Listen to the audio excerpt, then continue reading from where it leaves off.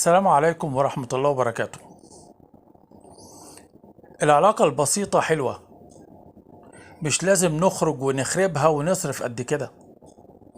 ممكن نتقابل، نتمشى، نقعد على الرصيف. السر مش في الصحبة، مش في المكان. عندك مشكلة احكيها ونفكر ونحاول مع بعض نحلها على قد ما نقدر.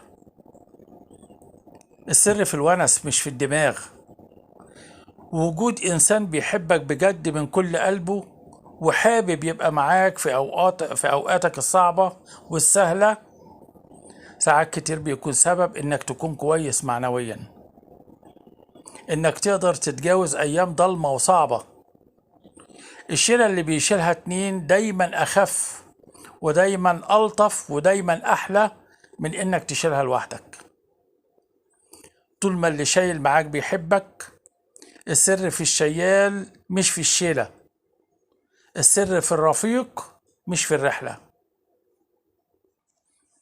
ما تخافش من الفراق، بس خاف من هوان العشرة، لأن الفراق قدر وهوان، والعشرة اختيار.